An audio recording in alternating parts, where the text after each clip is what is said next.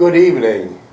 It's March 5th, 2025, and it's my pleasure and honor to speaking with a true World War II combat veteran, a hero, Mr. John J. Jeckovich. How are you feeling today, Mr. Jeckovich? Great, I'm terrific, You're looking well. I heard you had another special visit. Oh yeah, hamburger, yeah. Mr. Jeckovich's great-granddaughter came in today to surprise her. Even though she was feeling a little bit under the weather, she still made the trip to see him. And what did she bring you? Oh, he brought me chicken fillet. Yes, what a wonderful girl. She lives on the beach side, not right next door, but in the same county, you might say. And being Bike Week, it was quite a journey here. The traffic is bumper to bumper to bumper. So beautiful great-granddaughter, Amber Nicole Jeckovich, showed up and surprised Mr. Jeckovich once again. I heard you had your ashes today. Ash Wednesday. Oh yeah. Ash Wednesday, Mr. Jeckovich on Ash Wednesday received his ashes and a mass. Today, this is the first day of Lent. Yes, this came in from FR Corapi. This is, one second please. This is the first day of Lent. And Mr. Jeckovich will tell you the first day of Lent, one second. Mr. Jeckovich will tell you the first day of Lent, there's three pillars of Lent. There's prayer, there's fasting, and spreading goodwill. That's what Lent is about, waiting for the resurrection of Christ. And which we know, like we have information from Mr. Jeckovich's book, when you pray, don't get a little group outside in a circle and pray. That's not the way it should be done. Go in the closet and pray in privacy. And Go in the closet? Don't pray a public spectacle, the Yeah, Bible tells us. A lot of people are on this for show, and they form these little circle prayer groups, and they play on the street. That's not the way. That's for them and not serving the Lord. And also, if you fast for these 40 days, if you're a man, shave and be well groomed so it does not look like you're telling the world that I'm fasting and I'm all worn out. That's the last thing you want to do. Look refreshed, and don't let people know that you're fasting, but do fast. And finally, when you give, this is a time to give to others that don't have. Remember always to be kind to strangers. You'll never know when you're entertaining angels. When you give, don't let your left hand know what your right hand is doing. Give privately and don't make a spectacle of your giving. Did you want to say anything about receiving your ashes today, Mr. Jeckovich? Did you want to make any comments about your ashes? Oh, they did nice. That place is nice there, yeah. How about Lent? Deacon, that's a deacon, yeah. How about Lent? Do you want to say anything about Lent? About Lent? That you didn't say in your book? Well, it's a religious holiday. You got to observe it. You have 40 days of Lent, and I just begin today with the Mass of the Ash Wednesday. This is very simple. It's been going on since the beginning of the time. So you're looking well. We have a little gift for you. You spoke about 2 weeks ago that you always wore a scapular as a boy. Yeah, This yeah. gift is from, please, this book here, this scapular here is from a priest that lives in Montana. His name is a Roman Catholic priest. Yeah. His name is Father John Corapi. Father John Don't put that on me. No. Father John Corapi sent you that. You don't want to put it on right now? No. Why wouldn't you want to wear it, Mr. Jeckovich? Huh? Why wouldn't you want to wear it, Mr. Jeckovich? Huh?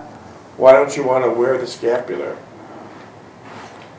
Think that I'm having a hard time when I sleep with it. Okay.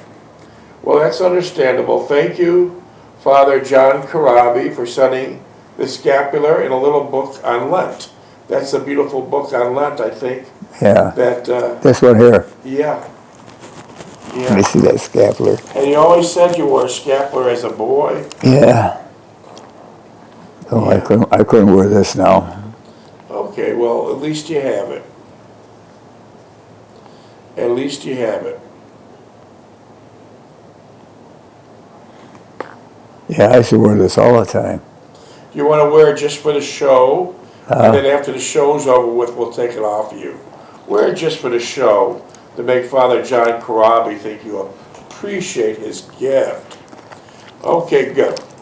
So, Mr. Jeckovich, by the way, was born a Roman Catholic, and he will die a Roman Catholic, and his mother was a devout Roman Catholic. And with his prayers of his mother and a former nun named Renee, those two people praying for him during World War II, we firmly believe was the only reason why he survived World War II. Keep in mind, during the war, Mr. Jeckovich was shot by a sniper.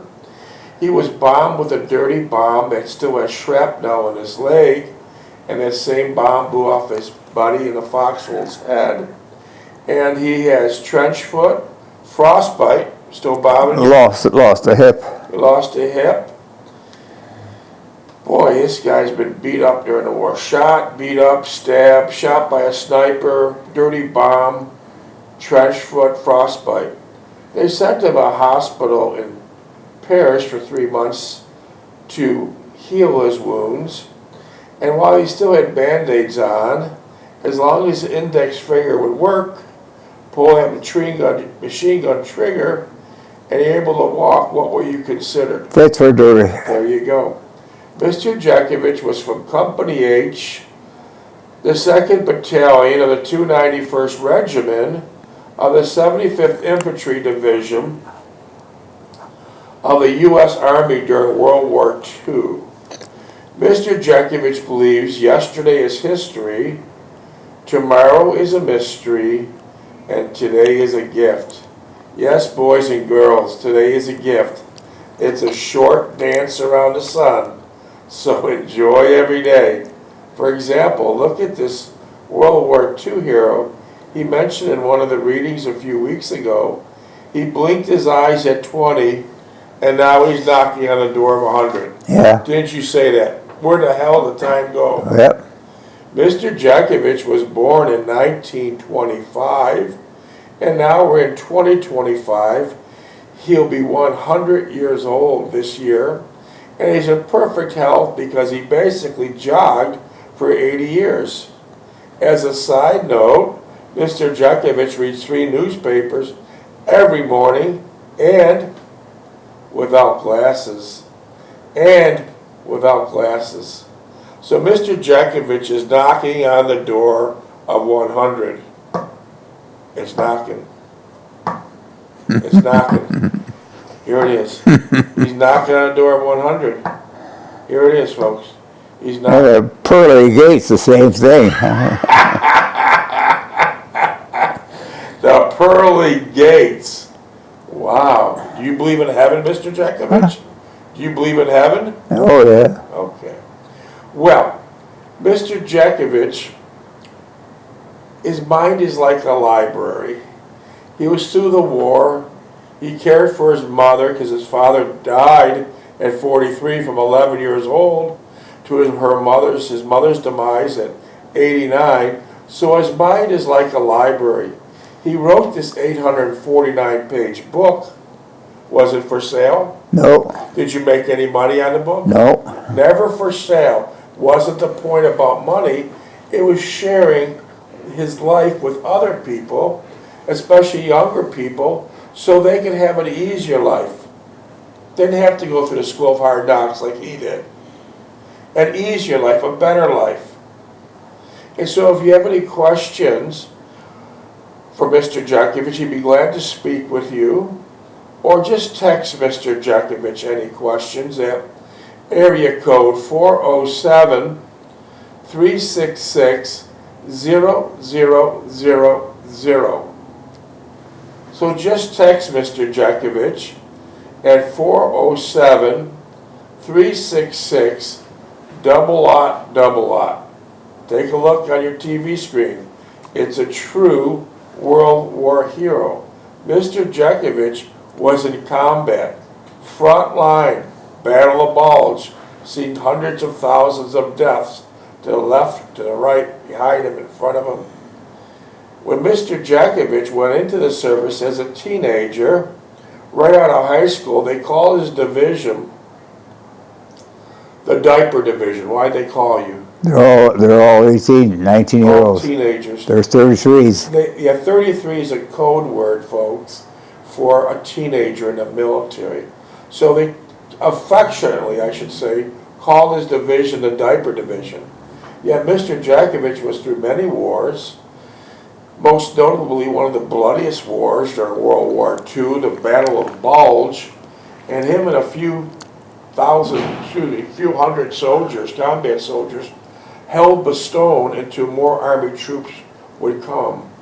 Without anyone's knowledge, Nazis, 600,000 of them, surrounded Mr. Jeckovich and many other combat vets in Bastogne. If the Nazis would have gained a foothold in Bastogne, the war might have turned out quite differently. So Mr. Jeckovich, unexpectedly, and the other combat soldiers were in Bastogne surrounded by 600,000 Nazis. Check it out. Read about the Battle of Bulge. You see how important it was to have American control in Bastogne. So Mr. Jeckovich could not get any air support for 3 or 4 days. Number one, it was the coldest winter of record, 30, 40 below wind chill. And the skies were just snowing all the time, and they couldn't get any air support. So as a result, they knew they could not let the Nazis take over Bastogne. As a result, probably 80 to 85%, all the men were killed. Mr. Jeckovich luckily survived. But now it went from being affectionately called a Diaper Division when they first came in, to men of great honor. Now they were called two different things. The Bulge Busters, which is these 400 podcasts are named after. Also they were called the Bloody Bastards of Bastogne, because they held Bastogne until more American troops came, and that was pretty much the end of it. The Nazis were run back, Hitler committed suicide, and the party was pretty much over for the Nazis. So that's how things changed drastically. Mr. Jeckovich, we're on the second chapter of his book. We're redoing it. Page 13. Do you want to read a few pages? Or Go ahead. Okay, but I'll need your dog tag number. 42965. Mr. Jeckovich's dog tag number is the code, or I should say the passcode, for the computer to open up the reading. He's talking about this chapter, books, girls, and police. George Bernard Shaw stated in a rather oblique manner, inner improvement of man through himself.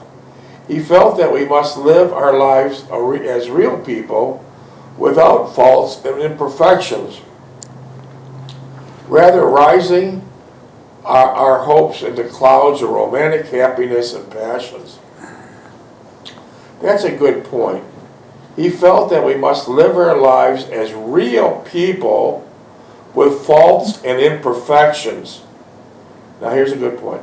Rather than raising our hopes into clouds of romantic happiness and passions. Now he just described 100 years ago Facebook today. Yeah. Everyone's putting all this bullshit on Facebook. They're puffing themselves up as great talent, musicians, writers, scientists, how wonderful their lame children are. It's a joke. And what happens is, they don't know it, but they're directly hurting themselves. All the puffery and all the lies they're telling about themselves, they start to believe it. So they're not able to excel to better their life, to move into a better position in life, because they're living this great big lie now. They puff themselves up with all this self-worth.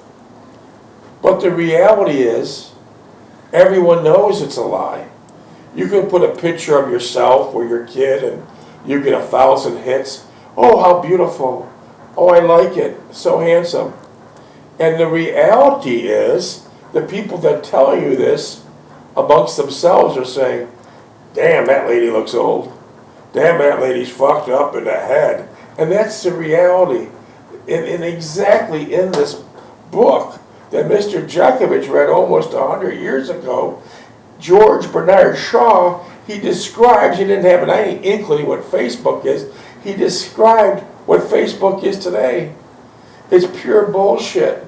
And it's hurting the person, 14. puffing themselves up as a great athlete, as a great musician, as a great composer. You're not. You're not. And everyone receiving that look at your posting says, what an asshole you are. What a real jerk you are. Don't you know a lot of your relatives posting all that bullshit about themselves? Yeah. It's all bullshit. For example, a reporter had so-called 1,000 friends. Now we're using the term friends. Had so-called 1,000 friends on Facebook. And he invited him to a coffee shop one weekend. Out of the so-called 1,000 friends, one showed up. And the one of the so-called 1,000 friends that showed up, what did he do? He didn't shake his hand and say, how you doing? It's nice to talk to you. He goes, can I get a loan? Yeah. So people are on the illusionary notion that they're your friends. There's no friends. It's complete nonsense. You're on that damn Facebook because number one, you're lonely. Your husband won't listen to your bullshit. But if you put it on there, all these strange people will love to put it on there. And all those beautiful accolades you get. Oh, you look so beautiful. I love your dress. People are laughing about it. They're thinking you stupid, you're ugly. But to that little post you put, they respond in great, likable terms. So get over it. A lot of these stupid ladies, they live for this Facebook. They get up every morning and see how many lives they had. They're on the illusionary notion they have a fulfilled life, but it's quite the opposite. They don't have a fulfilled life. They have a miserable life because they're posting all this nonsense for the public see. It's like going to the Daytona 500. The audience isn't in love with the drivers or the talent of the driver. They're looking for a train wreck, just like they're looking for a train wreck in your life. So get off that crap and start doing something that would benefit yourself instead of puffing yourself up and you start believing the lies that you're a good mother, you're a good grandmother, you're good everything, but you're not. You're not. Live your life and turn that damn thing off. Isn't that true? People are puffing themselves up with this great work. How many minutes we got here? It's all gone. Where the hell is the staff? Am I working for the fucking federal government? Every time I turn around for a coffee break, I can't get a goddamn coffee. It is just a Christian day, now they're making me swear. What the hell? Why do you have 6 people take a break all together? That. How many minutes? 10. I'll have a coffee, make it black. I get in the bathroom and sit in the toilet. I sit there for an hour before I get anybody to come to What the me. hell we got federal I workers? push this, I push that, and nobody shows up. Shit. Hello, What hello. do I need to hire 8 people to set up a goddamn studio? We need service around here. Whoa, whoa. Mr. Jeckovich? All right, we're paying him enough goddamn money. All right, where were we? Let's get back to reality here. No, we don't mean it. We love the staff. We truly love the staff. Like hell we do. I did not understand the harshness of my early... Okay, here's Mr. Jeckovich speaking. I did not understand the harshness of my early life, nor did I dwell on it. So you didn't know you had a harsh life. No, I thought it was better. I took it as a matter of course, and it was not until in my later life that I understood the implications of it and how it would affect me the rest of your life. How many minutes we have? 10. Okay.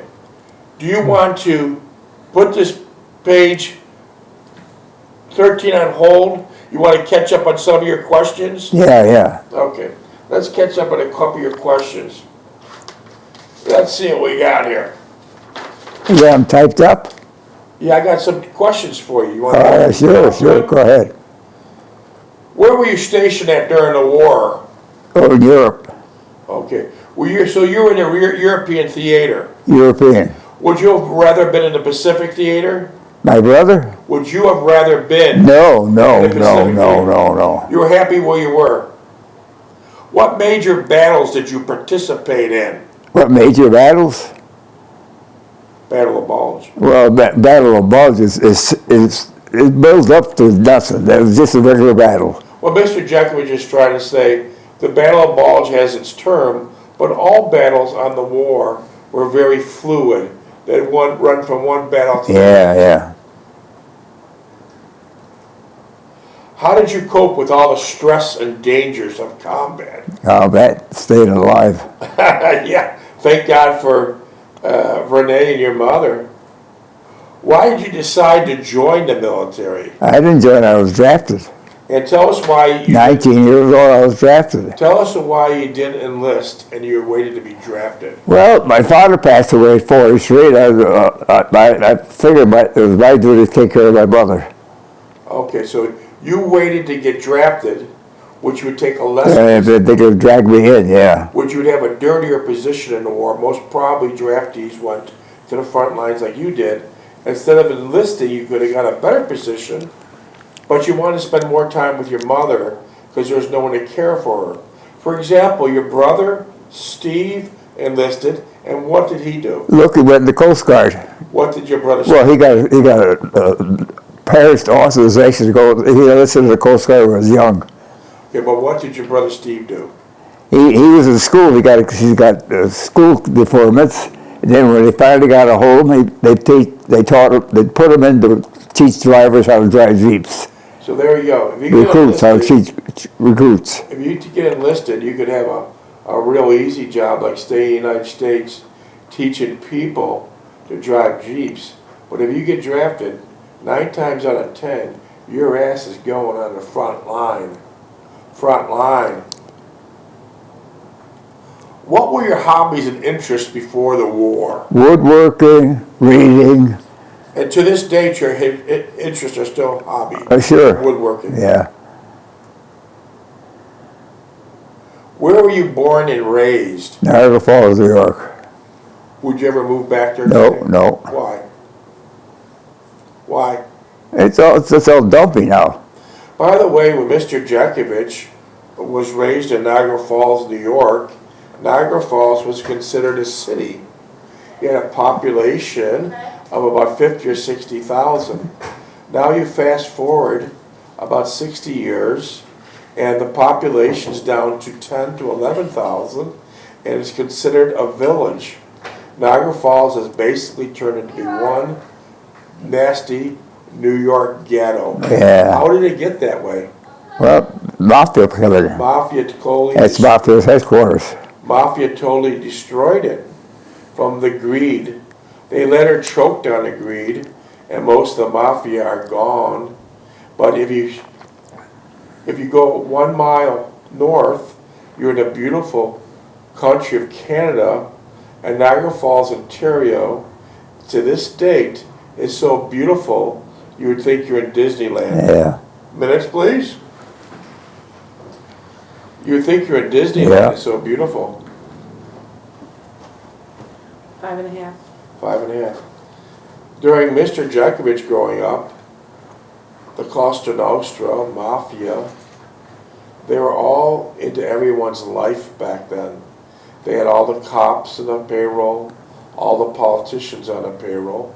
Everyone had a run with them. Mr. Jeckovich had a snow plowing business, and he plowed almost all the funeral homes in Niagara Falls, New York. Most of the funeral homes were mob owned. One time Mr. Jeckovich was on a really bad winter day. He was plowing the funeral home of Stephano Maggadino. When you're plowing that funeral home, what happened next? He stopped me and he said, "Come on, John, have breakfast with us." And his apron on, and it was 10 o'clock in the morning. 10 o'clock in the morning. And what kind of breakfast did you have? Spaghetti and meatballs and all. It had a big dish of 10 people in there. Yeah. So I'll describe Mr. Jeckovich's breakfast. Stephano Maggadino said, "Come on in, John." He had a big old apron on and a suit and tie. And he says, "We're having breakfast." Mr. Jeckovich said, "No, I got to go." He insisted. So Mr. Jeckovich came in this big, long, 25 or 30-foot mahogany table and all these big guys in suits. And Stephano Maggadino, who was the head of the mafia crime family from Toronto to New York, he would be sitting at the head table with his back to the wall. That's always how they sat. They didn't want to get shot, so they had their back to the wall. And behind him were pictures of what? Crucifixes? All kinds of religious pictures, pictures of his wife, pictures of his kids. Rosaries, pictures Church he went to. What? He went to the church. Yeah, he went to Our Lady of the Rosaries Church. He was so-called a pillar of society. So as the breakfast was going on, was the spaghetti and meatballs good? Oh, yeah. But tell us what took place. A little temper flew. There was a little temper problem. What happened? We were sitting there, and the guy come in with a baseball bat and smacked the guy on the head table and hit his head. So, under the direction of Stephano Maggadino, he didn't like one of the guests sitting at the table next to you. And how hard he hit the guy with the baseball? He fell off the chair. After the chair, I think he ruptured his neck or something, or killed him. Could you show us emotion on how hard he hit him? Could you show us how it went down with your I heard him hitting the hit. Could you show us with the just like, and you're sitting next to him? Yeah. Did the guy immediately fall to the ground? Oh, yeah. Yeah. He's passed out. Wow. So it was an interesting story. And they didn't think nothing of it. They didn't think nothing of it. Yeah. So an interesting story. Mr. Jeckovich is just trying to make a living snow plowing. And they called him in, and they couldn't refuse him. He's sitting in there with all these big guys in suits. He knew they were all crime members. And they treated him really nice, by the way. They treated him very kind. Someone said something wrong, and Stephano had the guy's head knocked off. And Mr. Jeckovich probably thought to himself, "Holy hell, if I don't plow this guy's parking lot right, do I do a good job? Yeah. What would happen to me?" Yeah. Yeah. Minutes, please. Well, I wasn't in that group. I wasn't. Yeah. That guy was in that group. He was one of the members. So he probably, and they got pissed off. He probably betrayed Stephano. Yeah. And quickly the story ends like this. Right down the road from Stephano Maggadino's funeral home was Our Lady of the Rosary Church. And he was very close, Stephano was very close with Monsignor Stanley Ormsby. And in Ormsby had pretty much a mansion on the church property with maids and chauffeurs, secretary, cooks, 2 cars, all kinds of assistants. 2 black Cadillacs. That's right. In the garage he had 2 black cars. One was always, every year, Stephano would present him with a brand new black Cadillac, and to the right of that black Cadillac was a black Lincoln. Yeah. So he was very close with the Monsignor a couple blocks away. But let's get to the reality. On that same property, you gave food to the nuns on many holidays. What was the nuns' living arrangement? You know, they were all young. They were beautiful people, and they had no qualms against anybody. They were there for the job, and they did the job. But when we came in, I could smell the stink coming out of the cellar. And the place was drab. They had good furniture. Everything was second-hand or worn out. A small place, lots of nuns. So then after that, after Christmas time and the holidays, we go and bring them food. Yeah. Delphi a cake or something. Yeah. They were nice people, but they accepted what they were doing. That was good. Yeah, the Roman Catholic nuns have a vow of poverty, but Stanley, the Monsignor, didn't have a vow of poverty. How was his residence? And his residence, well, you see this house. Mansion. The mansion, it had 4-car garage, 3 black cars in it. Yeah. And he had a secretary, someone to cook for him every day. somebody take care of them. Completely different. Somebody